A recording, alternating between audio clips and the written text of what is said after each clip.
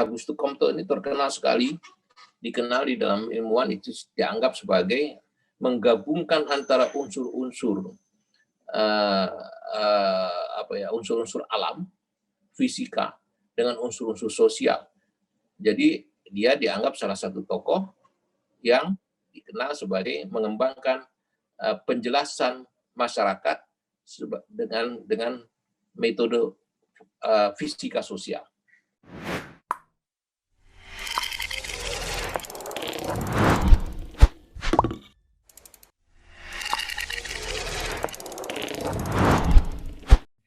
Kalau kemarin kita bicara tentang apa itu filsafat, apa itu filsafat ilmu pengetahuan, apa itu ilmu, apa itu induksi, apa itu deduksi, apa itu rasionalisme, apa itu empirisme, dan segala macam. Nah, sekarang kita bicara positivisme. Tapi positivisme itu tidak berdiri sendiri, dia merupakan upaya para ilmuwan, para filosof untuk menyusun satu resultante, ya, resultante untuk menyelesaikan perdebatan abadi antara rasionalisme dan empirisme. Kata menyelesaikannya harus diberi di dalam tanda kutip, karena pada faktanya sampai saat ini tidak pernah selesai. Tetapi pada derajat tertentu diakui oleh para ilmuwan, oleh para filosof, adalah positivisme itu menjadi salah satu acuan utama di dalam pengembangan ilmu pengetahuan. Pengembangan ilmu pengetahuan. Nah, positivisme ini sebetulnya lahir pada abad ke-20, ya, jauh ya, setelah perdebatan itu berlangsung. Akhir abad ke-20. Ya. Cikal bakal utamanya sebetulnya adalah satu orang tokoh ilmuwan Inggris, ya, dengan anak didiknya. Tokoh ini sudah terkenal. Bapak dan Ibu juga sering mendengarkan gitu ya. Pendiri apa yang disebut fisika sosial, yaitu Auguste Comte. Ya, Auguste Comte. Pendiri, orang sering menyebutnya pendiri fisika sosial. Terus orang menyebutnya adalah bapaknya sosiologi. Ya, bapaknya sosiologi. Tapi sebetulnya istilah positivisme itu bukan muncul dari Auguste Comte, tapi justru muncul dari muridnya Auguste Comte, ya, Auguste Comte, yang namanya sering kita kenal sebagai Henry Saint-Simon. Henry Saint-Simon, ya, dialah yang pertama kali menggunakan terminologi positivisme di dalam ilmu pengetahuan, ya. Tetapi yang justru mengembangkan, yang memperjuangkan itu adalah Auguste Comte. Nah, ini kehebatannya para ilmuwan zaman dulu, ya. Antara guru dan murid itu diskusinya intensif, ya, diskusinya intensif, perdebatannya terbuka, saling menghormati, kolegial, dan tidak ada kerikuhan di dalam akademik. Tidak, karena mereka sama-sama memahami untuk mencari penjelasan-penjelasan yang rasional, penjelasan-penjelasan yang benar tentang segala sesuatu, tentang universe, tentang alam raya. Nah, apa sebetulnya yang menjadi urusan utama dari positivisme itu? Positivisme itu sebetulnya ingin menerapkan kriteria-kriteria, ya, ingin menerapkan kriteria-kriteria yang harus dipenuhi oleh semua ilmu, baik itu ilmu-ilmu manusia, ya, social science, maupun ilmu-ilmu alam, natural science. Semua ilmu ini harus memenuhi kriteria. Kalau tidak memenuhi kriteria itu dianggap bukan ilmu, gitu ya. Jadi dia ingin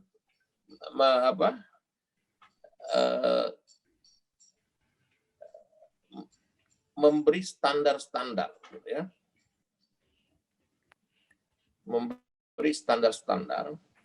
Jika standar-standar ini dipenuhi, jika kriteria-kriteria ini dipenuhi, maka ilmu itu dikatakan ilmu pengetahuan atau sains.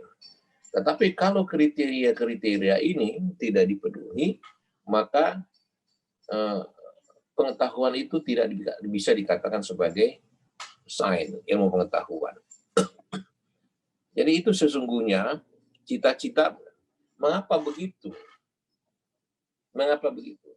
Karena kalau kita pelajari kemarin perdebatan dari mulai pertama kali filsafat membahas masalah-masalah itu ada percampur bauran yang kuat antara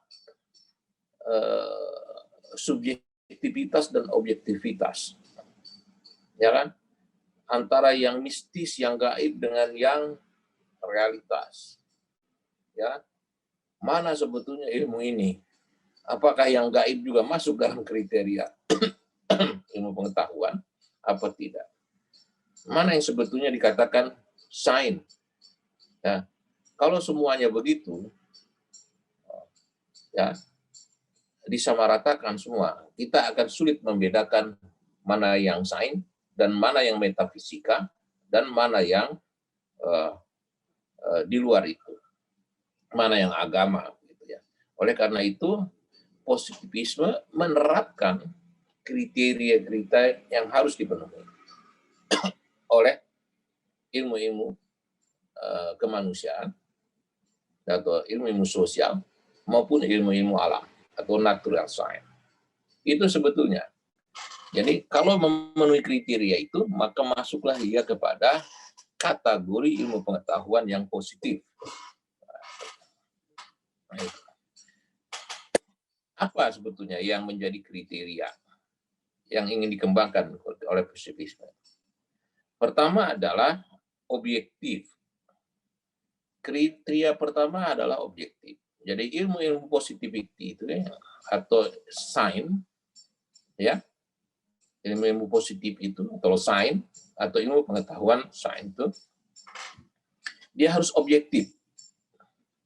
Segala sesuatu, segala teori tentang sesuatu, teori apapun, harus bebas dari nilai.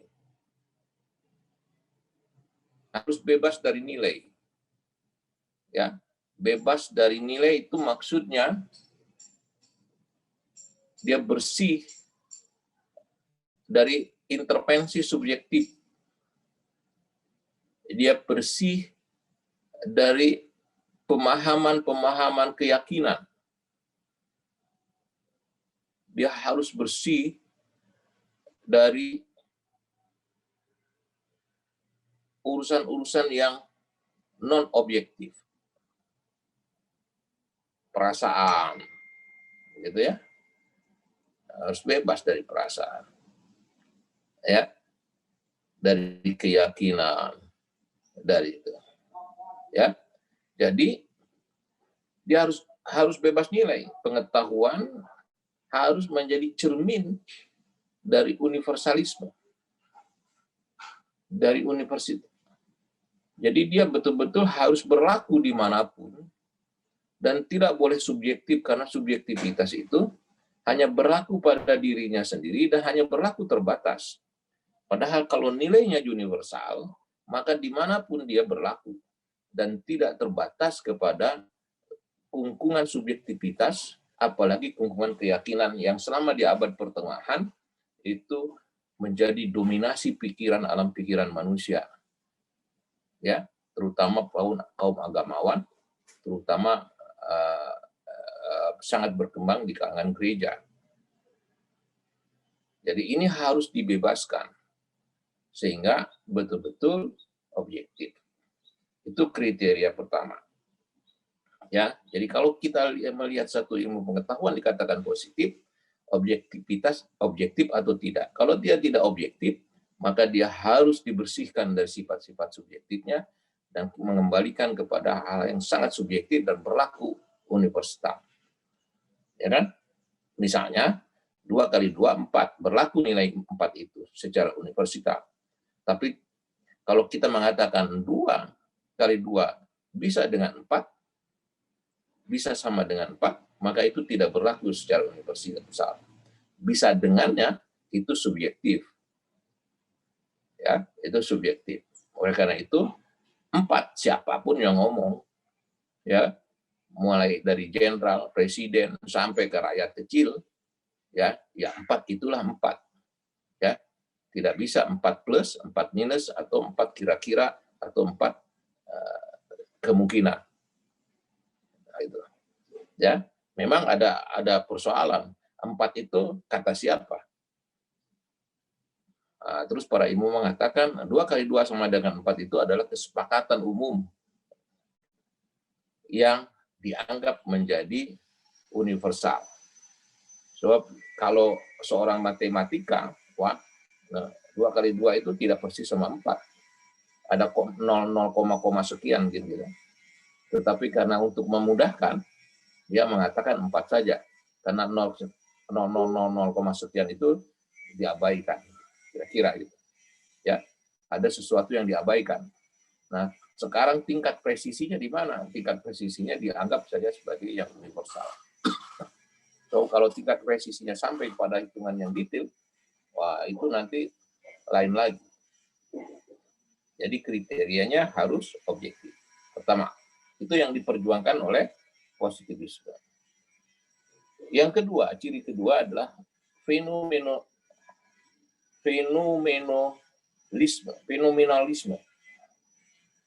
Ilmu pengetahuan hanya bicara tentang segala sesuatu yang teramati. Ya, segala sesuatu yang alam semesta yang teramati. Kalau yang tidak teramati, enggak termasuk dalam ilmu pengetahuan. Kalau kita membicarakan Tuhan, apakah Tuhan itu teramati? Nah, sebagian orang mengatakan teramati, sebagian orang mengatakan tidak teramati. Kalau teramati, dia masuk kategori itu. Tapi kalau tidak teramati, tidak bisa. Ya, nah, misalnya studi tentang setan. Nah, mungkin ada disertasi. Apa kontribusi setan terhadap disertasi? orang jarang, tapi di dalam mitisisme itu dibahas itu ya. Ada fungsi setan, ada fungsi setan di dalam perilaku seseorang. Apakah perilaku seseorang itu dominan dipengaruhi oleh setan atau bukan? Di dalam mitisisme itu agak. Kalau Anda mempelajari sejarah Wali Songo, itu ada tokoh Syekh Siti Jenar. Ya, Syekh Siti Jenar. Jadi Anda coba baca itu. Nah, Syekh Siti Jenar itu juga masuk kategori apakah dia masuk dalam upaya mitisisme atau dia tetapi diskusi disertasi yang berkaitan dengan Syekh Siti Jenar udah banyak sekali. Ya, terutama di UIN. Ya, orang membicarakan Syekh Siti Jenar. Dan nah, misalnya ada kelakar begini. 2 minggu yang lalu saya ditanya satu pertanyaan yang sederhana, ya, tetapi susah jawabnya. Pak Mukhlis, apakah saya bisa menulis tesis atau disertasi tentang Gus Dur? Kemudian banyak sekali tesis tentang Gus Dur. Ya, apa yang kamu tulis? Menurut rumor, Gus Dur itu sampai saat ini belum ditanyai oleh Jibril, oleh siapa? Oleh malaikat di kuburnya. Malaikat apa tuh, Bu Nur? Yang nanya. yang nanya, munkar dan nakir atau apa? Ya kan? Mengapa? Karena kuburannya dikunjungi terus orang dan tidak putus-putus hari malam. Padahal dalam teorinya di agama, ya, begitu Anda dikuburkan, 7 langkah masuklah malaikat bertanya. Ini orang nggak berhenti dari situ. Jadi belum ada orang yang pergi dari situ sekarang. Masih banyak orang. Jadi malaikat belum masuk ke situ. Nah, gitu. Bisakah itu fenomena itu bisa menjelaskan sampai saat ini itu. Nah, ini problem ya. Dan itu fenomena. Apakah itu bisa terjadi? Nah, tetapi kata positivisme nggak bisa itu, ya, harus yang teramati. Apa betul itu malaikatnya tidak ada masuk ke situ? Jangan-jangan hanya anggapan kita aja seolah-olah tidak ada jeda antara kehadiran orang dengan itu. Padahal dimensi waktu itu sangat dimensi waktu sangat clear. 1 detik, 2 detik, 3 detik itu dianggapnya oleh kita seolah-olah tidak ada jeda. Padahal bagi perspektif agama atau Tuhan itu 1 detik itu mungkin 100 tahun di kita, begitu. Ya, jadi orang mengatakan bahwa itu belum ditanyai, mungkin udah sering ditanyai, gitu. Ini contoh-contoh seperti itu. Ya, jadi harus diamati. Jadi segala sesuatu itu harus bisa diamati, ya. Semesta yang teramati. Jadi tidak bisa kita membicarakan positivisme, tidak membicarakan segala sesuatu yang tidak teramati. Ya. Nah, segala sesuatu yang bersifat metafisika tidak, ya, atau beyond the fact itu tidak berada di dalam positivisme, ditolak oleh positivisme. Jadi segala sesuatu itu harus bisa diamati. Itu kriteria kedua, ya, kriteria kedua oleh positif. Kriteria pertama objektif, kriteria kedua adalah fenomenalisme. Yang ketiga, kriteria ketiga adalah reduksionisme. Semua gejala yang ada itu, alam semesta, universe, direduksi menjadi fakta-fakta yang dapat diamati. Ya, menjadi fakta-fakta yang dapat diamati. Misalnya gini, Pak Budi memikirkan tentang Vivi. Maka bukan pikiran Pak Budi yang menjadi sasaran positivisme, tetapi apa yang dipikirkan Pak Budi tentang Vivi, maka fakta Vivi-nya itu, pikiran tentang Vivi itu, ya, yang diamati. Ya, yang diamati. Jadi, ada Vivi-nya. Vivi-nya yang diamati. Ya kan? Nah, apakah pikiran Pak Budi tentang Vivi itu benar? Ya. Jadi bukan pikirannya yang gaib, yang abstrak. Ya. Bukan pikirannya. Jadi direduksi. Nah, direduksi ini di kuantitatif jelas itu. Misalnya budaya kita definisikan. Yang dimaksud budaya adalah norma ini. Terus kemudian dari budaya itu dijadikan X1. Direduksi menjadi X1. Yang sering menjadi pertanyaan para ilmuwan dengan pertanyaan pertanyaan bercanda. Memang budaya sama dengan X1. Karena direduksi budaya sama dengan X1. Karena X1 lah yang akan dibuktikan menjadi 0,sekian. Budaya itu kan ada nilai, ada norma, ya kan? Ada kebiasaan, ada segala macam. Kok tiba-tiba nilai, norma, kebiasaan sama dengan X1? Nah, itu dilihat ya. Nah, jadi anggap X1 itu sama dengan budaya. Padahal budaya itu tidak sama. Itu salah satu kelemahan kuantitatif.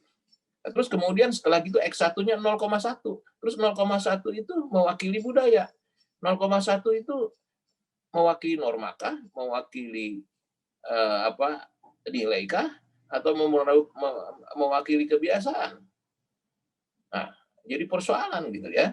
Nah, tapi oleh positivisme itu dijadikan kriteria, ya, direduksi. Nanti kita cek ini. Misalnya sekarang gini, Pak Deddy itu tangannya lagi di kepala, ya, lagi di kepalanya. Nah itu kan faktanya ya, itu kan fenomenanya. Ya. Sekarang pertanyaannya, itu Pak Deddy begitu itu hanya memang faktanya begitu, apa ada sesuatu di balik itu? Ya kan? Karena di balik itu. Nah, jadi kalau direduksi Pak Deddy seperti itu, kita tidak akan bisa menangkap apa yang sedang dipikirkan oleh Pak Deddy, apa yang sedang bergolak di dalam psikologis Pak Deddy gitu. Tetapi para positivisme mengatakan ya itulah lihat Pak Deddy begitu. Jadi di balik the fact itu, di balik fakta itu tidak menjadi urusan positivisme. Gitu. Nah ini salah satu. Jadi ada seolah-olah yang dilepaskan oleh positivisme itu kriterianya. Dia harus direduksi, tidak bisa dipersoalkan, ya, dipersoalkan semacam itu.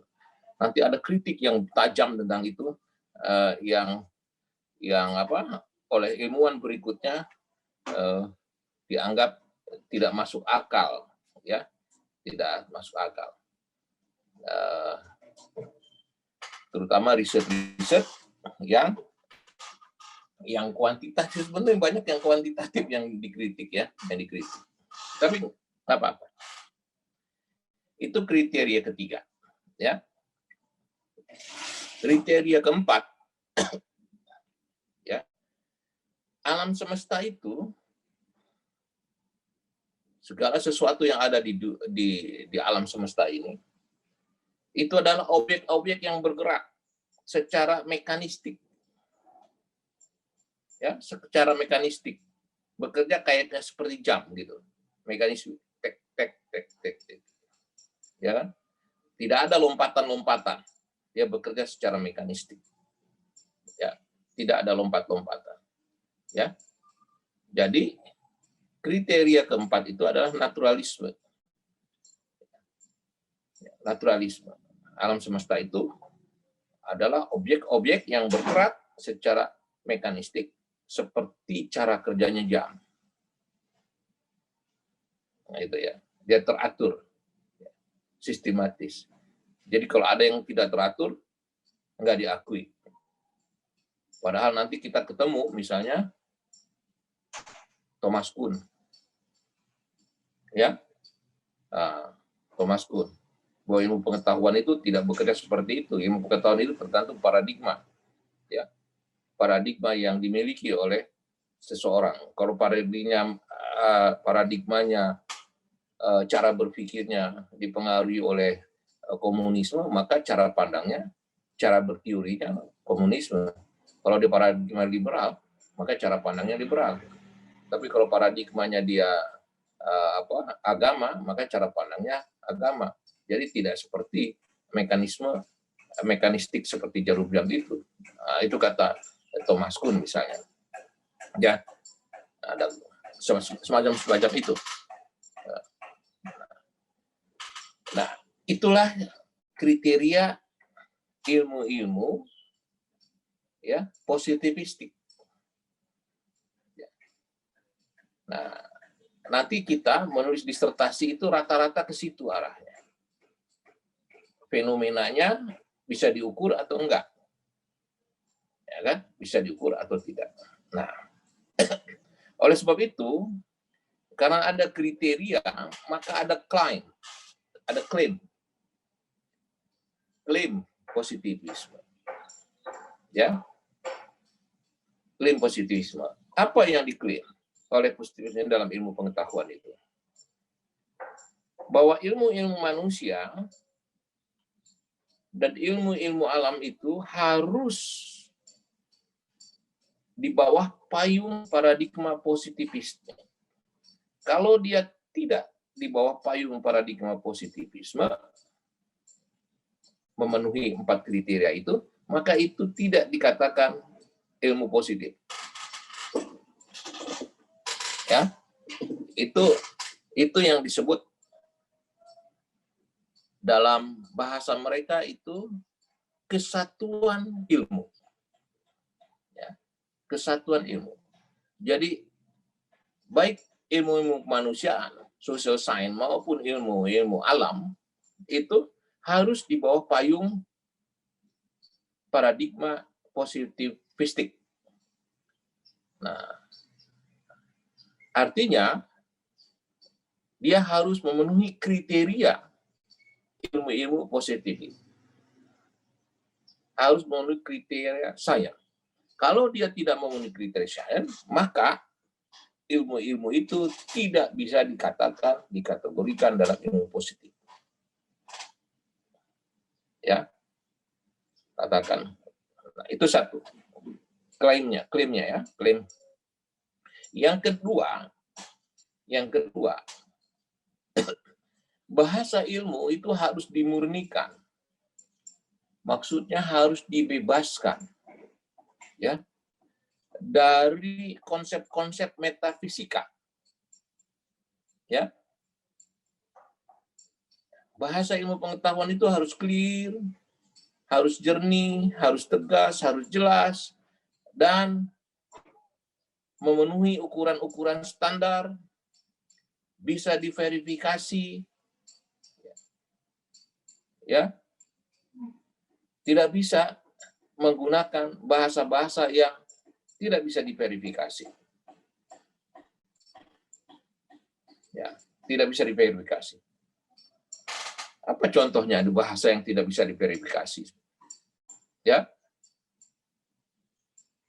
Biasanya banyak di dalam bahasa-bahasa agama atau bahasa-bahasa misalnya mengatakan Tuhan ada. Terus orang kesulitan memverifikasinya. Di mana Tuhan adanya? Oh, ada dekat lehermu. Mana Tuhannya? Tidak bisa diamati. Nah, artinya bahasa yang mengatakan Tuhan itu ada dianggap oleh positivisme bukan kesatuan bahasa. Ya. Karena itu bahasa metafisis. Tidak bisa dibuktikan. Oleh sebab itu tidak bisa digunakan di dalam ilmu positif. Gitu. Ya. Jadi harus betul-betul clear. Ya, clearnya apa? Harus ada parameternya. Harus ada parameternya. Kalau dikatakan Tuhan itu ada, apa parameternya? Parameternya clear. Ukuran standarnya clear. Ya. Dapat diverifikasi. Oh iya, memang Tuhan ada. Ini verifikasinya seperti ini. A, B, C, D, E. Yang menunjukkan bahwa Tuhan itu ada. Misalnya gitu ya. Ah, setan itu ada. Mana? Ini. Ah, teroris itu ada. Apa? Harus ada. Ini. Jangan hanya menyatakan itu teroris. Itu melawan negara. Itu tidak beradab.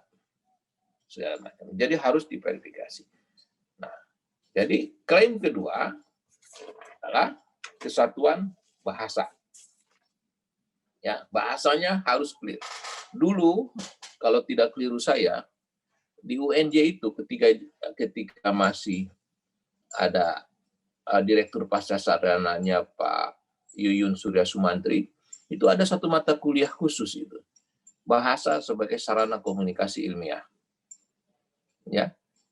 Bahasa sebagai sarana komunikasi. Mungkin ketika itu Pak Yuyun ya, karena alumni Harvard gitu, dia ingin menerapkan apa yang disebut kesatuan bahasa itu.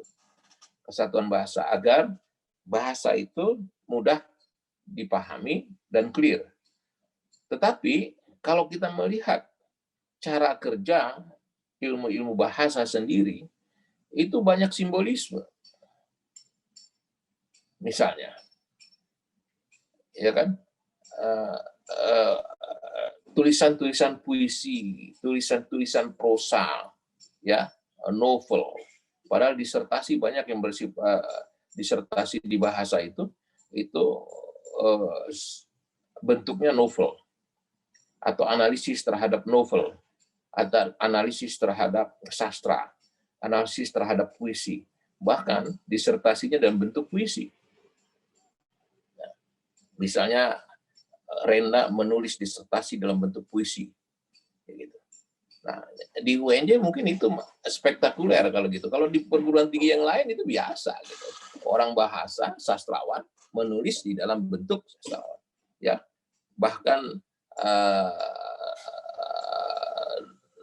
novel Mugib, ya, seorang sastrawan dari Timur Tengah, daerah Timur Tengah, itu menulis itu dan dalam bentuk sastra semacam itu dan mendapat hadiah Nobel bidang sastra, gitu ya. Nah, semacam itu. Misalnya Rumi, gitu ya, Rumi menjelaskan pengetahuannya tentang keesaan Tuhan dan bagaimana manusia menyikapi keesaan Tuhan dan bersikap terhadap keesaan Tuhan, dan itu sudah banyak sekali disertasi yang keluar dari pandangan-pandangan Rumi, Jalaluddin Rumi misalnya. Nah, itu yang disebut kesatuan bahasa. Jadi positivisme itu menghendaki supaya bahasa-bahasa yang bersifat metafisis itu tidak masuk dalam kategorinya, tidak masuk dalam kriterianya. Harus bahasanya clear, harus ada aturannya, ada standarnya, begitu, dan bisa diverifikasi. Bisa diverifikasi. Nah, yang ketiga, klaim ketiga, kesatuan metode. Kesatuan metode. Ya, jadi metode, ilmu pengetahuan positif mengatakan metode verifikasi empiris itu harus bersifat universal.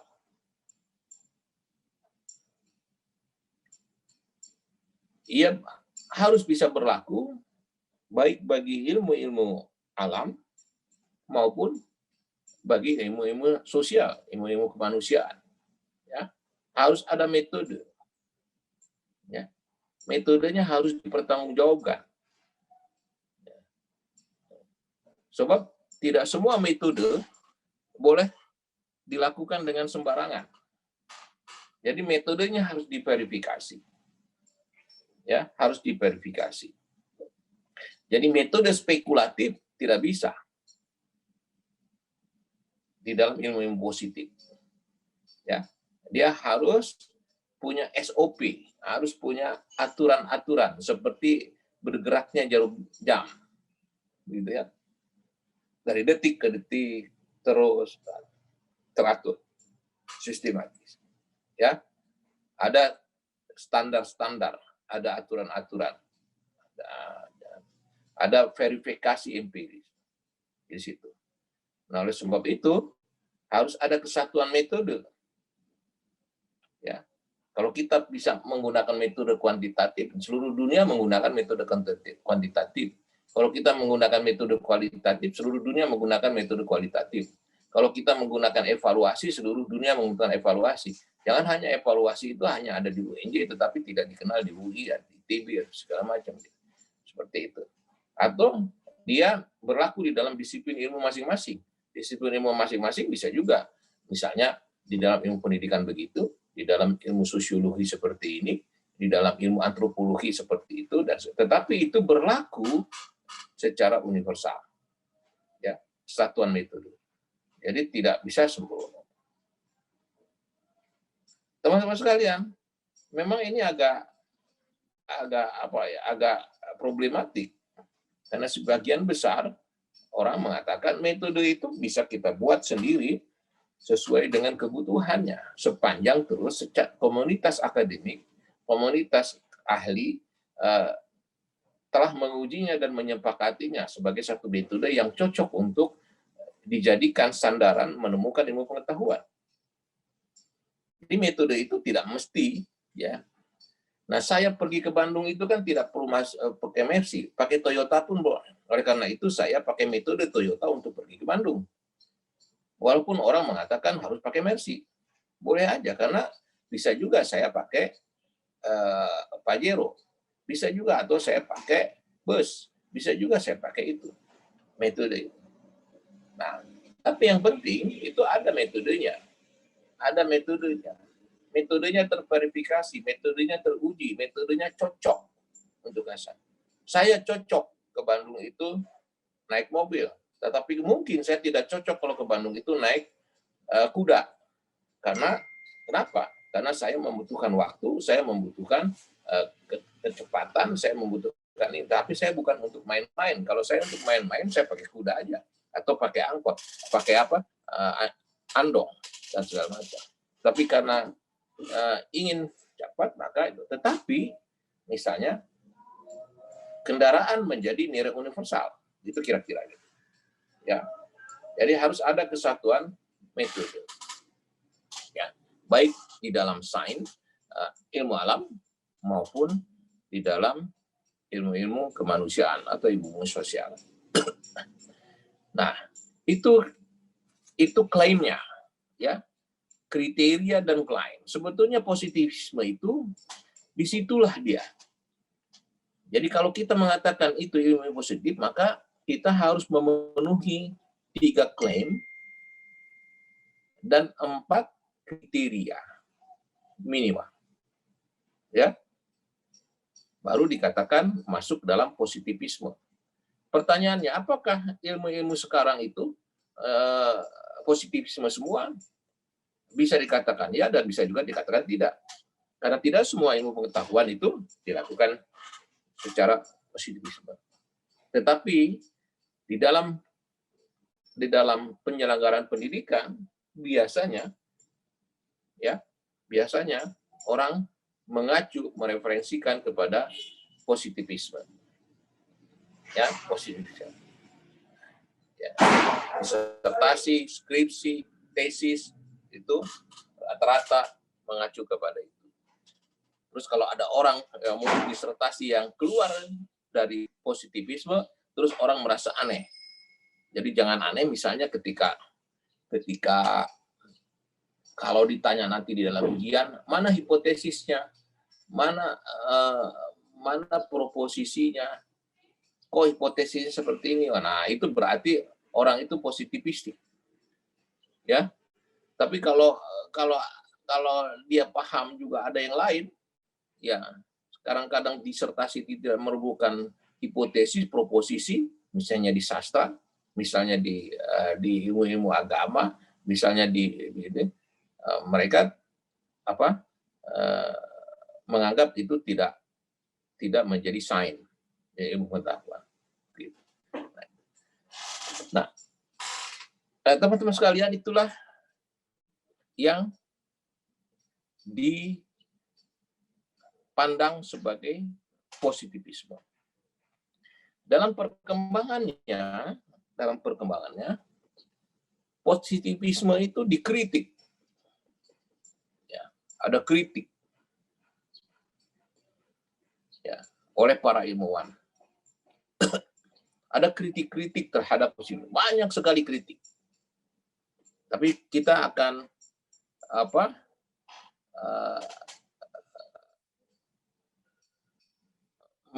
menjelaskan kritik-kritik yang penting saja supaya Bapak dan Ibu memahaminya.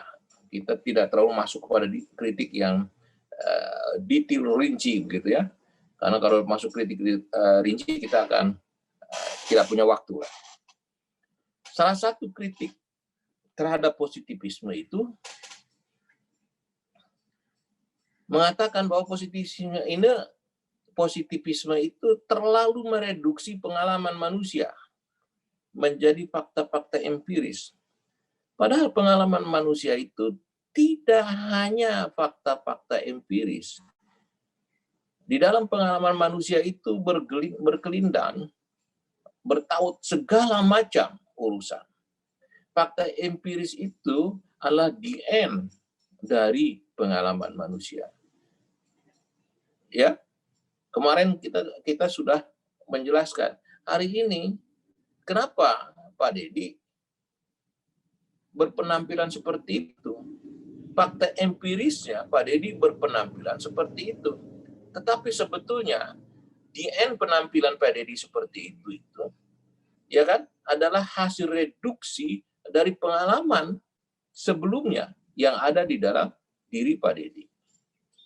Jadi seolah-olah positivisme ini melepaskan pengalaman-pengalaman sebelumnya, ya, dan hanya melihat apa yang ada pada saat ini, seperti itu, Pak. Pak Deddy pakai baju ini, Pak Deddy pakai kacamata, Pak Deddy pakai ini, segala macam. Dia lupa, positivisme lupa bahwa Pak Deddy pakai kacamata, Pak Deddy pakai baju ini, Pak Deddy seperti ini adalah hasil dari proses yang panjang, ya, di mana semua ada yang keterlibatan subjektivitas, keterlibatan emosi, keterlibatan pikiran, keterlibatan perasaan, keterlibatan cara pandang, keterlibatan kepentingan, keterlibatan kenyamanan, segala macam, sehingga keputusannya menggunakan tampil seperti itu. Di dalam positivisme, dia tidak persoalkan itu. Oleh sebab itu dikritik habis-habisan. Positivisme itu, ya, terlalu mereduksi pengalaman manusia yang kompleks menjadi hanya fakta-fakta empiris saja. Padahal pengalaman manusia itu cukup kompleks, cukup komprehensif. Jadi kalau saya ingin memahami Bu Nur, kompleks Bu Nur itu. Jangan dilihat Bu Nur itu seperti sekarang ini. Kompleks. Ada dimensi-dimensi yang begitu rumit, begitu ini, sehingga tampillah beliau seperti ini. Nah, positivisme nggak mau kerumitan itu. Yang penting faktanya begini. Itulah faktanya, fakta empiris. Itu salah satu kritik, ya. Positivisme terlalu mereduksi pengalaman. Ini penting dipahami karena ketika nanti riset kita itu banyak sekali reduksi, ya, reduksi. Misalnya kalau kita menulis tentang budaya organisasi, banyak sekali teori tentang budaya organisasi, ribuan teori. Tiba-tiba kita milih cuma 5. Terus 5 itu yang diakui oleh positivisme. Terus keputusan kita memilih 5 dari ribuan itu tidak dianggap. Ya, anggap. Nah, padahal itu penentuan 5 dari sekian ribu teori itu adalah juga subjektif. Ya, subjektif. Tapi bagi positivisme yang penting fakta-fakta empirisnya ada. Dan dikurangi semua, direduksi, ya, disimplifikasi sebetulnya. Kritik itu kritik pertama yang keras, ya. Kritik kedua yang keras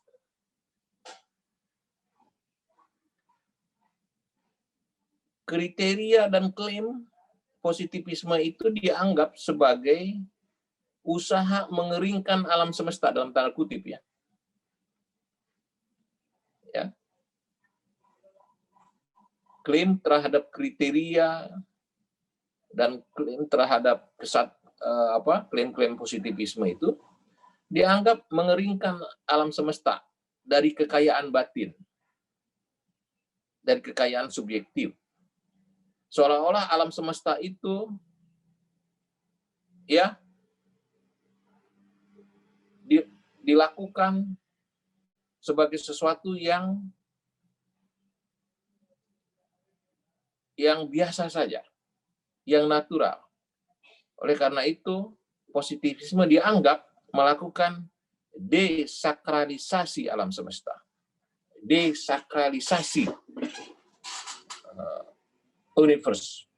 Desakralisasi segala sesuatu. Ya. Segala sesuatu yang ada itu ya dilihat sebagaimana apa adanya, dan dia tidak melihat segala sesuatu itu. Kalau saya sedang membaca buku, maka lihatlah buku itu seperti apa adanya buku itu, tetapi saya tidak perlu tahu apa yang terjadi di dalam buku itu sehingga buku itu menjadi seperti itu. Jadi ada semacam melepaskan unsur-unsur sakral, ya, melepaskan unsur-unsur sakral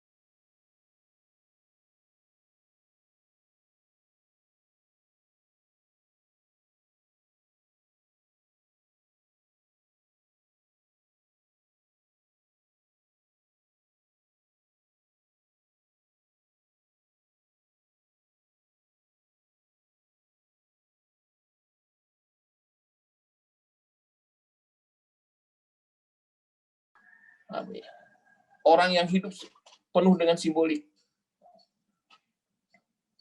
Ya, orang mengatakan bagus aja macam-macam. Bagus, keren, jempol, gitu ya. Nah, itu mengatakan satu unsur aja bagus itu macam-macam. Bagus, keren, jempol, 3 jempol, 1 jempol, 2 jempol, ya kan? Terus yes dan segala macam. Sekarang itu. Jadi, nah, sehingga manusia itu katanya mampu memberi jarak antara rangsangan dengan responnya. Jadi tidak bisa klub begitu satu sendiri itu bergerak sendirian, tapi dia juga berlaku situ. Kalau seperti itu, klaim positivistik terhadap manusia yang hidup, yang bergerak itu terus direduksi menjadi benda mati, menjadi tidak masuk akal. Ya, tidak masuk akal. Padahal kehidupan manusia itu ya dipenuhi dengan sistem simbolisme. Sistem simbolis. Ya, misalnya apa? Ilmu pengetahuan, seni, bahasa. Bahasa aja kita mengenal misalnya bahasa ngoko, bahasa pasar, bahasa preman, bahasa itu, bahasa anak-anak sekarang. Ya, penuh dengan simbolisme. Ya. Penuh dengan simbolisme. Nah, oleh karena itu tidak bisa manusia itu hanya dianggap sebagai bergerak secara deterministik, mekanistik. Nah, tetapi positivisme ya mengklaim itu harus seperti itu. Kalau di luar itu dianggap tidak. Nah, teman-teman sekalian,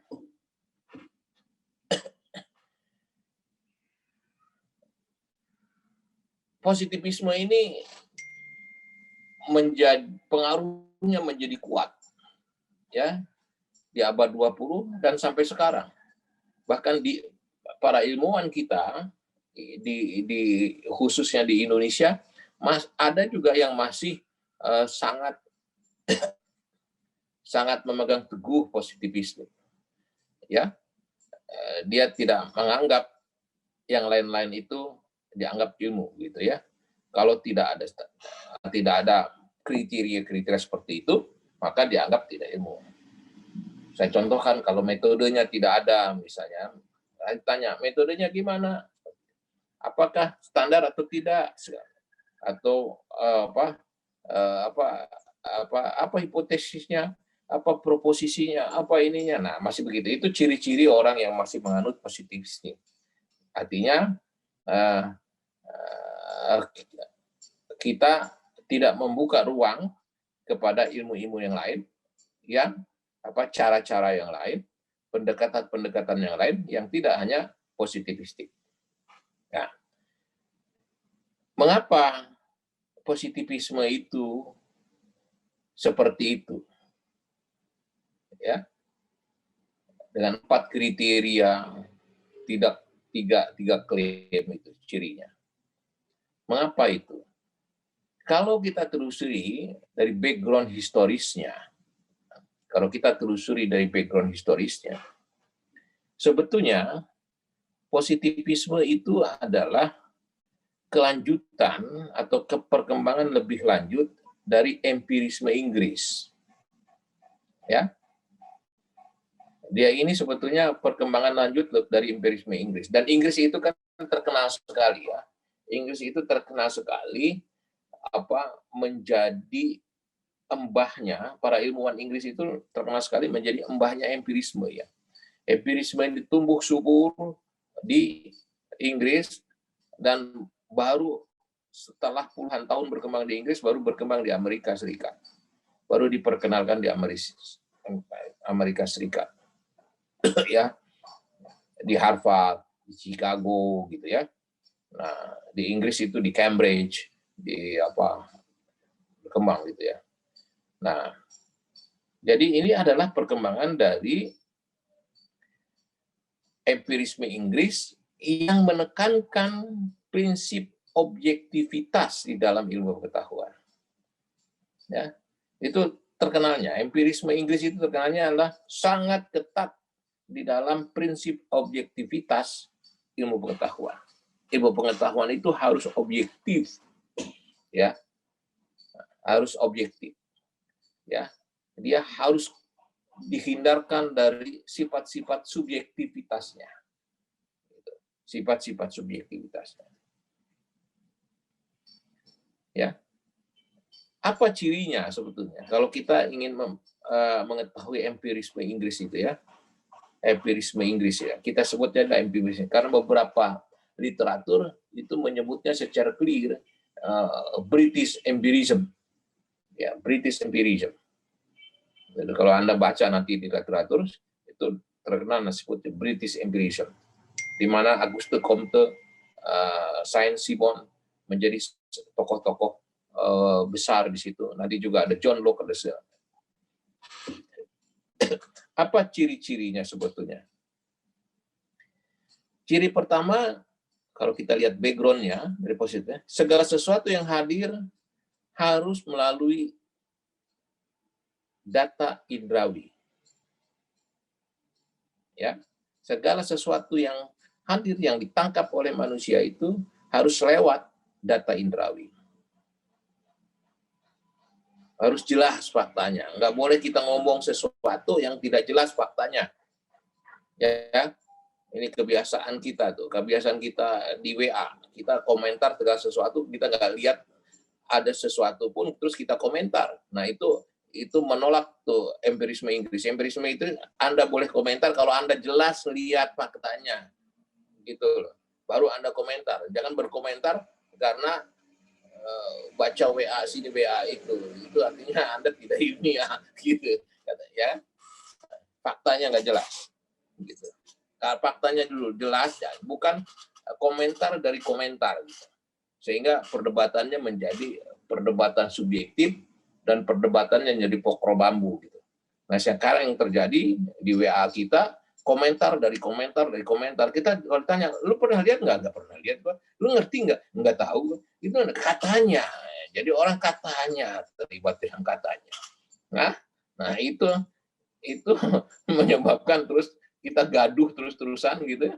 Karena katanya, kita mengomentari katanya, bukan mengomentari faktanya. Itu ditentang oleh empirisme Inggris. Ya.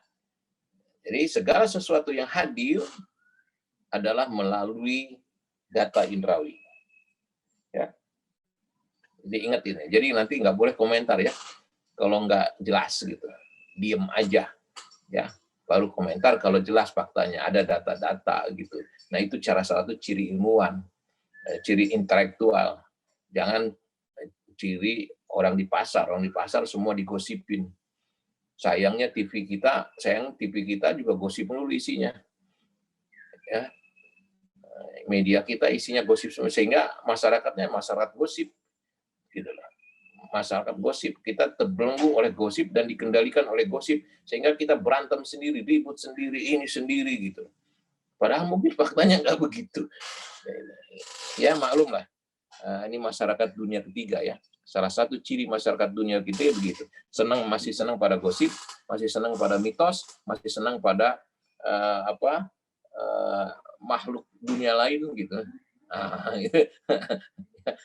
Itu cara. Walaupun dia pakai dasi, walaupun dia pakai jas, tapi mentalnya masih mental tradisional. Ya. Mental tradisional. Walaupun dia pakai gadget gitu, tapi mentalnya masih sangat, secara mental dia belum. Itu salah satu ciri empirisme Inggris ya. Pengetahuan itu ciri kedua kalau kita telusuri background-nya, ciri kedua adalah pengetahuan itu harus berawal dari verifikasi empiris. Harus diverifikasi. Tidak ada pengetahuan yang tidak lewat verifikasi. Pengetahuan ujuk-ujuk itu nggak ada. Ujuk-ujuk tahu gitu. Tahu. Ya. Padahal dia tahu bahwa dia tidak tahu. Ya, tahu nggak boleh. Harus ada verifikasi empiris. Semua datanya dicek, semua kenyataannya dicek, ya. Setelah dilihat, dicek benar nggak? Jangan-jangan dilihat kita mengatakan bahwa itu A, setelah dilihat, oh datanya ternyata bukan A, B. Nah, kita nggak boleh mengatakan A, walaupun indera kita mengatakan A, ya. Indera kita mengatakan A, tetapi indera itu harus ditopang oleh verifikasi empiris.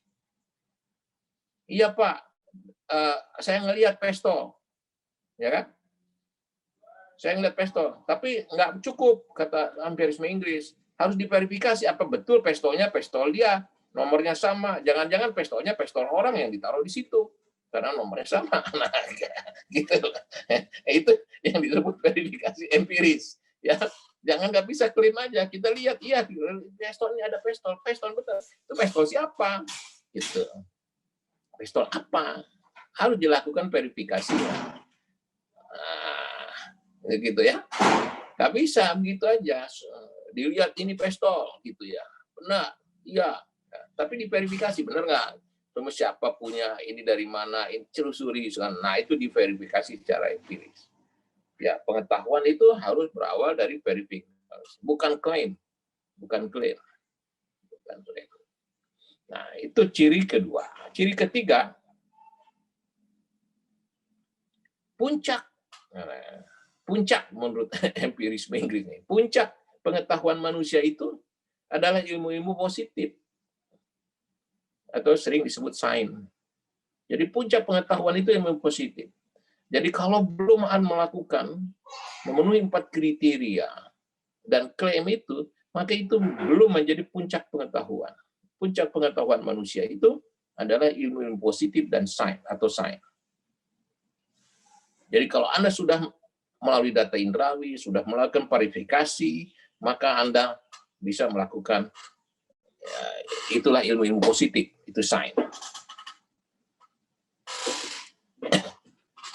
Nah, oleh karena itu, ciri keempatnya dari background historis empirisme Inggris itu, sains itu, ya, ilmu pengetahuan positif itu adalah ilmu-ilmu yang berangkat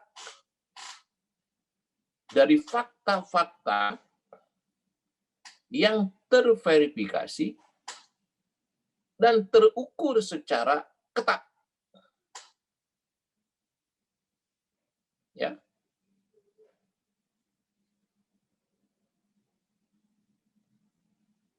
Jadi ilmu-ilmu sains itu, ilmu pengetahuan positif itu adalah ilmu-ilmu yang berangkat dari fakta-fakta yang terverifikasi dan terukur secara ketat. Nih lihat nih, ini banyak sekali klaim nih di kita sekarang. Ya.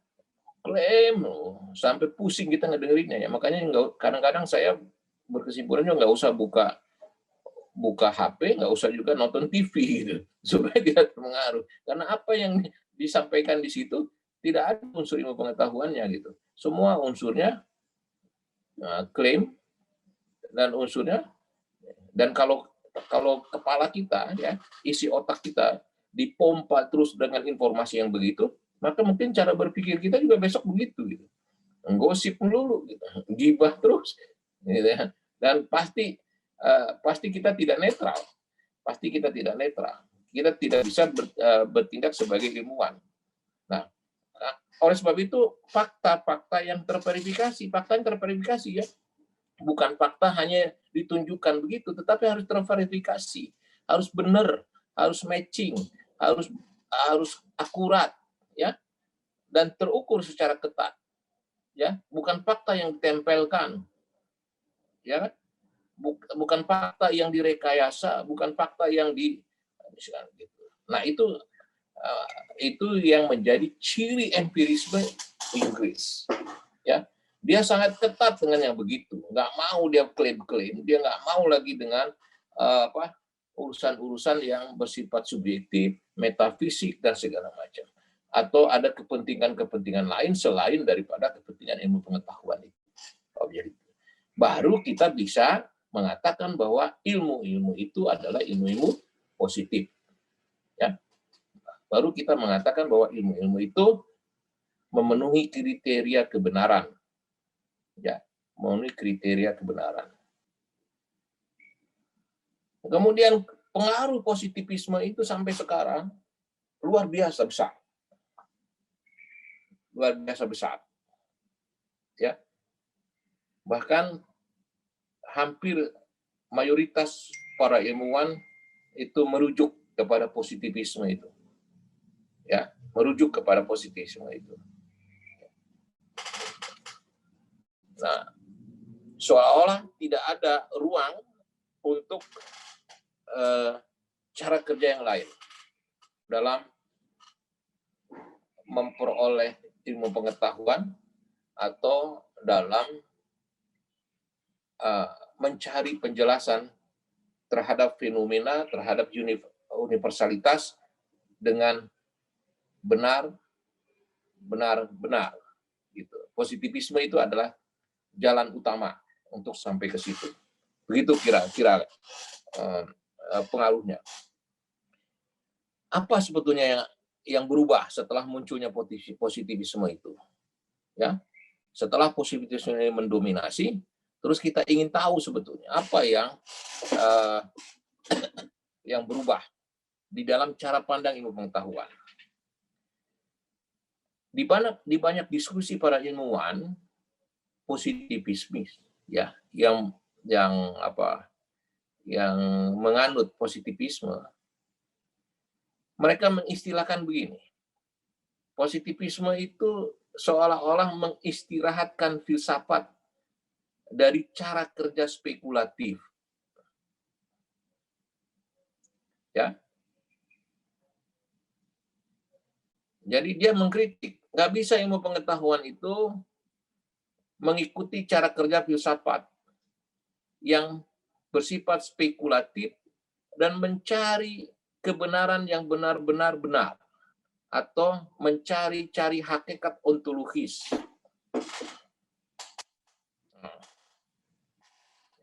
Jadi ada sejumlah ilmuwan yang mengatakan, udahlah kita keluar dari cara kerja yang spekulatif, mempertanyakan segala sesuatu, nggak usah tanya-tanya segala sesuatu, kita lihat aja apa adanya, itulah yang terjadi. Nggak usah ditanya kenapa pipi pakai baju sekarang begini, kenapa begitu. Kita lihat sekarang pipi begitu aja lah. Bagaimana prosesnya di balik itu, ada keputusan itu, ada pikiran ini, ada pertimbangan itu, ada pertimbangan ini, nggak usah lihat.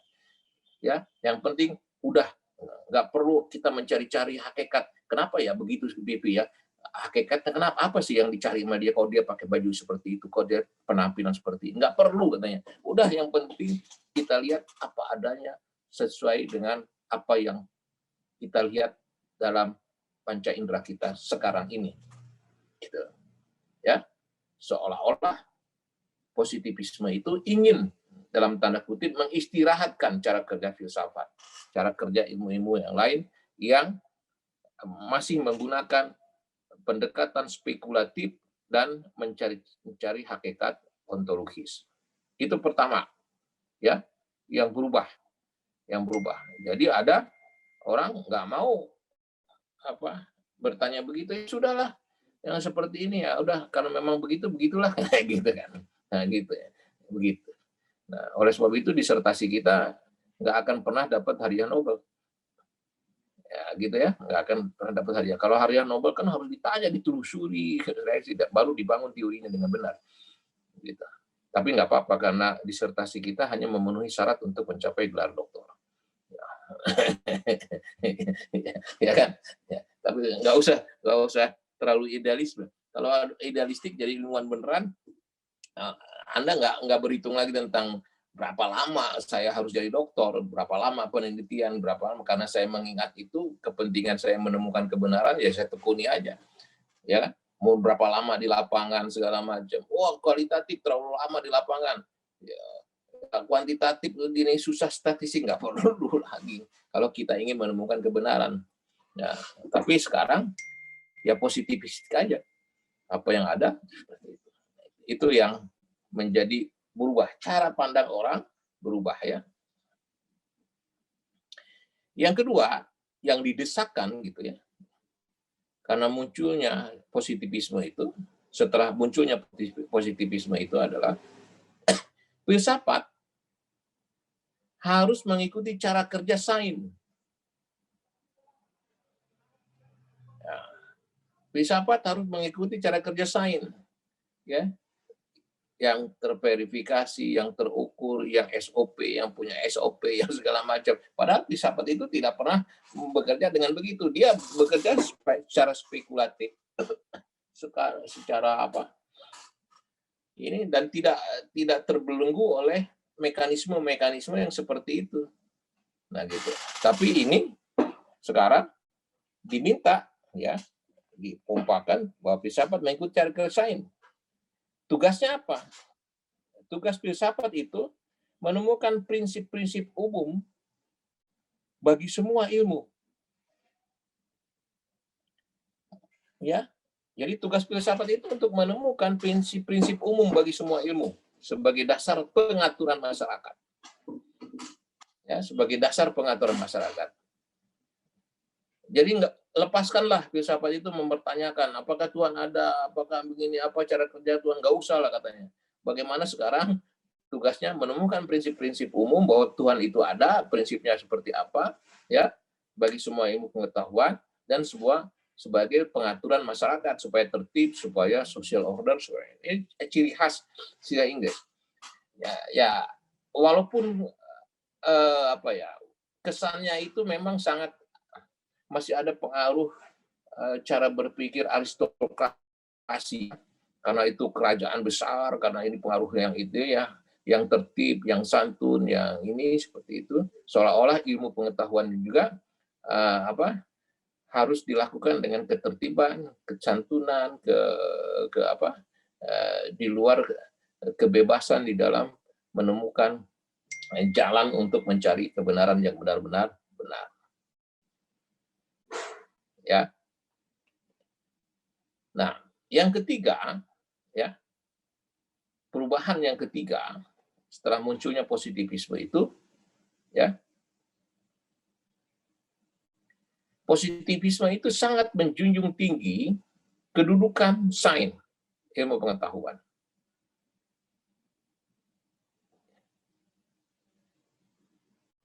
Segala sesuatu yang tidak berdasarkan sains, ya, tidak berdasarkan prediksi, ya, tidak berdasarkan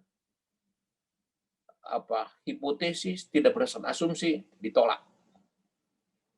Jadi dianggap omong kosong. Ya, segala sesuatu. Jadi komentar-komentar kita di WA itu omong kosong semua. Ya. Di Facebook, di WA yang begitu-begitu yang ribut itu dianggap omong kosong semua. Dan kalau orang-orang Inggris, ilmuwan Inggris melihat materi yang ada di WA, dianggapnya mungkin mereka tersenyum, kasihan betul nih orang-orang Indonesia terlibat omong kosong semua. dan ya, dan membicarakan sesuatu yang omong kosong gitu, ya. Makanya mungkin kenapa nggak maju-maju, karena kita berkutat di dalam omong kosong, ya. Kampanye politik omong kosong semua, ya kan. Ini pembicaraan di parlemen omong kosong semua, ya kan. Pembicaraan di pemerintahan omong kosong semua, ya kan. Orang mengatakan berantas korupsi, tapi yang ngomongnya kalau kena nggak mau. Gitu. Itu kan kasusnya Menteri Sosial kan gitu ya. Ya, beberapa hari sebelum itu dia mengatakan begini begitu kan. Jadi lucu-lucuan gitu. Ya, lucu-lucuan. Ya. Nah, oleh sebab itu mereka punya slogan positivisme itu. Slogannya kira-kira begini ya. Dari ilmu muncul prediksi. Ya, dari ilmu muncul prediksi, dari prediksi muncul aksi. Nah, artinya basis positivisme itu selalu bersandar kepada ilmu pengetahuan, sains. Ya, dari hasil pemahaman saya, pemahaman Anda, kita semua tentang yang tadi yang kita diskusikan, kriteria dengan klaim itu, itulah ilmu, sains. Dari ilmu itu terus kita memprediksi, oh kalau begitu, maka kemungkinan-kemungkinan yang akan terjadi seperti ini. Dan kalau kemungkinan-kemungkinan yang terjadi seperti ini, maka kemungkinan-kemungkinan aksi tindakannya adalah seperti ini. Jadi semua terukur, ya, semua terverifikasi. Tidak ada satu tindakan pun yang tidak berdasarkan prinsip ilmu pengetahuan. Kita menangani COVID harus berdasarkan prinsip ilmu pengetahuan, bukan prinsip katanya, ya kan? Gitu. Jadi berdasarkan cara kerja menangani masalah berdasarkan prediksi, berdasarkan aksi. Jadi tidak ada aksi tanpa ada asumsi-asumsi dasar yang memprediksi itu sebelumnya, gitu ya. Ya kita jadi keputusan yang tiba-tiba diputuskan, wah mumpung inget nih, ya mumpung inget nih, hajar aja, oh mumpung inget nih, ambil deh, mumpung inget nih, gelontorkan aja uang, mumpung ini nih situasi, nggak ada yang seperti itu. Harus semua berdasarkan apa? Ilmu pengetahuan, dan dari ilmu pengetahuan itu muncullah prediksi, dan dari prediksi itulah terus kemudian orang melakukan tindakan-tindakan, aksi-aksi.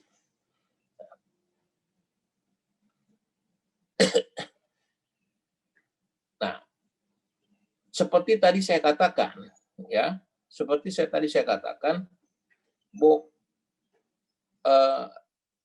empirisme Inggris, tokoh empirisme Inggris yang menopang positivisme itu kan Auguste Comte, ya, yang bekerja bersama-sama dengan muridnya Henry Saint-Simon, ya.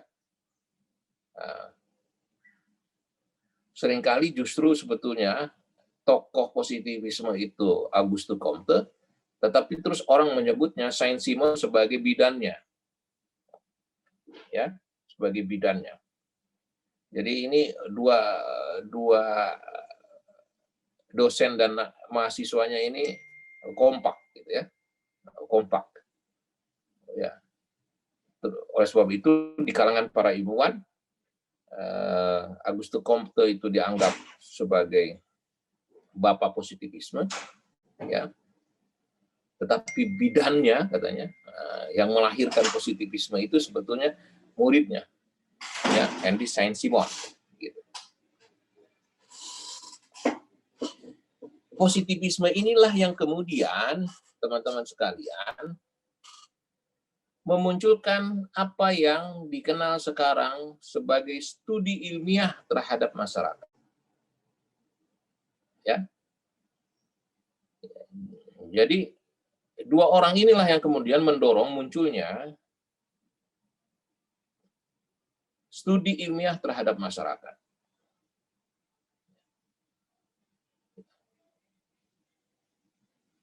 Mengapa demikian? Karena kalau kita studi tentang masyarakat itu dalam arti luas, ya, semacam kita juga SDM gitu ya, maka masyarakat itu harus dipandang layaknya sebagai alam, ya, layaknya sebagai alam, dan dia terpisah dari subjek peneliti. Jadi kalau kita mempelajari masyarakat, maka unsur subjektif peneliti harus dipisahkan, harus dieliminasikan. Tidak boleh unsur subjektif itu mendominasi, ya, di dalam studi tentang filsafat. Jadi kalau kita meneliti, maka kita harus bisa memastikan bahwa unsur subjektivitas kita tidak terlibat di dalam studi tentang masyarakat. Ya.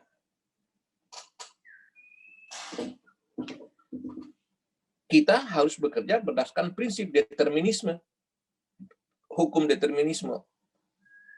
gitu. Yang tadi kita ceritakan tadi. Lihatlah masyarakat apa adanya, ya kan? Jangan Anda melibatkan perasaan Anda, pikiran Anda, subjektivitas Anda, segala macam.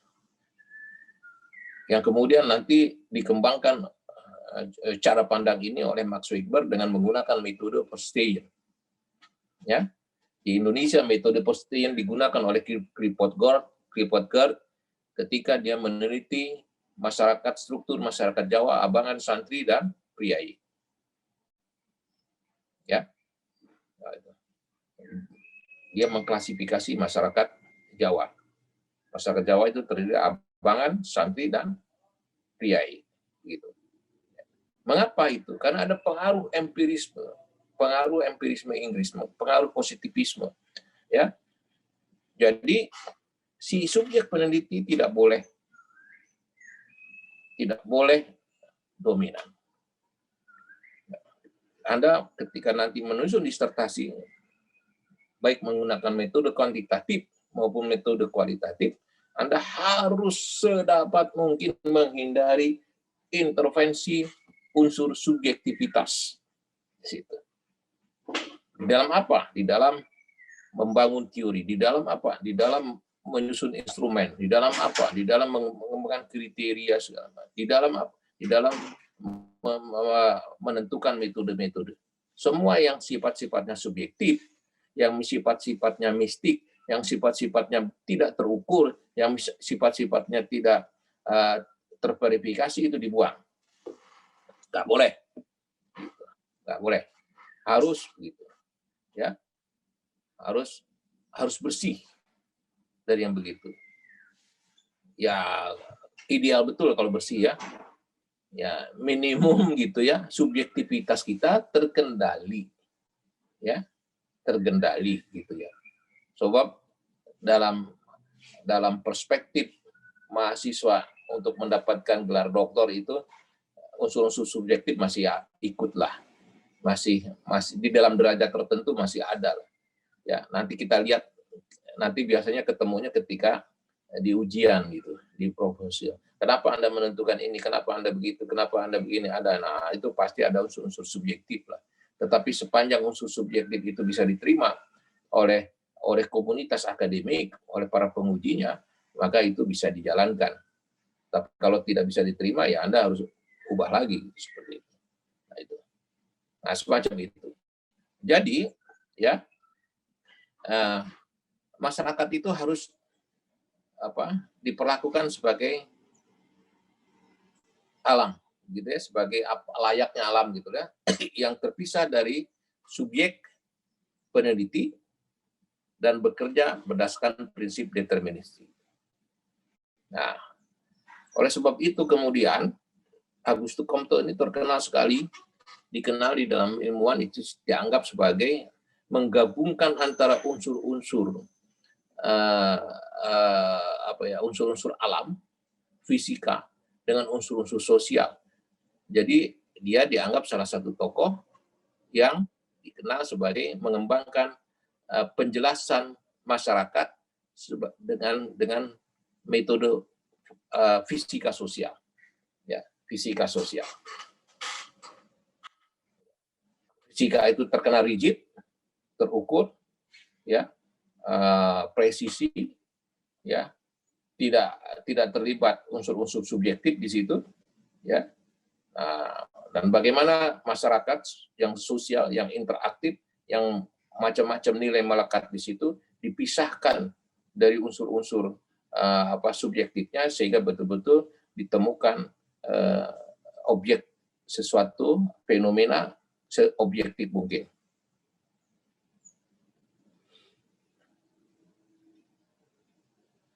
Nah, dengan munculnya positivisme,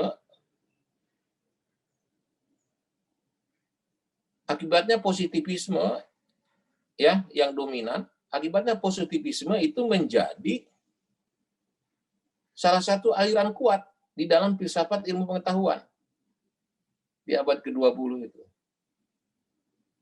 Ya. Jadi sebetulnya positivisme itu adalah salah satu aliran dari filsafat ilmu yang menjadi acuan dan berkembang pesat di abad ke-20.